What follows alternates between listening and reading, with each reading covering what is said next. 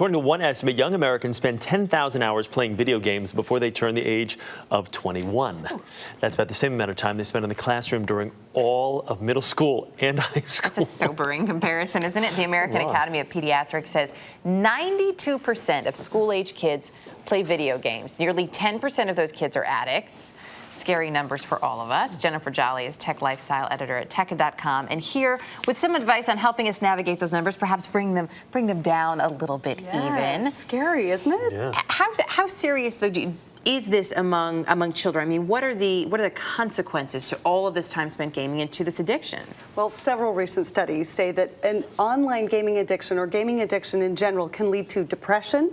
It can lead to social phobia, poor grades, childhood obesity, and get this, you guys, it can lead to dementia. Even at such a young age, they're seeing it could lead to dementia? Yes, at age as young as 10 years old, they're seeing signs of dementia in children from really an excessive use of these video games. These numbers, though, when you hear them and you hear the amount of time, just the volume that these kids are spending in front of these TVs, I mean, did it surprise you? I mean, it did surprise it's staggering. me. It did surprise me, but they're saying that 21 hours or more, that's sort of the sweet spot. 0 to 21 hours, no problem. Above 21 hours is when the addiction really kicks in. Now, 21 hours sounds like a lot, but when you break that down, 3 hours a day, maybe a lot longer on the weekends, you realize a lot of kids are playing 21 hours or more. They are. Even 3 hours a day sounds like a lot. So beyond the actual time itself, if you're not sitting there with a stopwatch looking at how long your kid is playing a video game, what are some of the other warning signs here? Well, some of the other really key indicators that your child could have a problem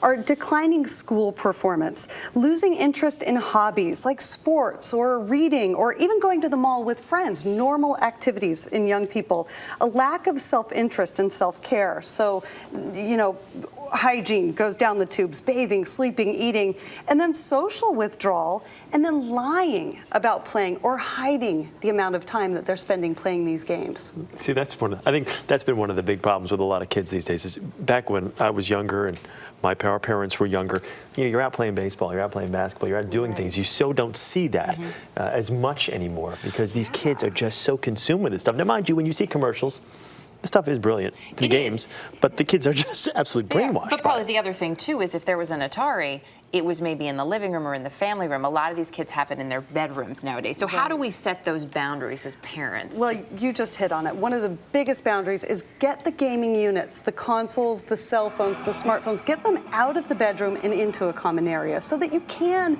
really watch what they're doing and monitor their behavior. Also, set time limits. An hour a day is plenty, and more time on the weekends. And make sure that other parents are aware of your personal limitations so they can't hole up in somebody else's house and spend hours and hours on these games. If there's a parent at home saying, well, my kid spends 4 or 5 hours a day on these things and it's obviously unhealthy, what would be a healthy boundary if there was, I guess, I don't know, just some ground rules that you could lay out there for people? Well, a lot of studies show that up to 21 hours a week can actually have positive health benefits on kids. It can make them healthier and happier. 3 hours a day, that just seems outrageous. Well, right. So the key is to play a lot of face-to-face playtime. So play with your children. Play cooperative games instead of competitive games. And a study by BYU, Brigham and Young University, says that girls especially who play video games with their mom and dad end up feeling closer to their parents. So there are positive benefits to this when it's done in moderation. That's the way to get through to your teenage daughter. Who knew? Yes, exactly. Come on, Janie, we're going to play some Grand Theft Auto together. I'm thinking maybe more like Wii tennis. Jennifer, nice to have you with us this morning. Thank you.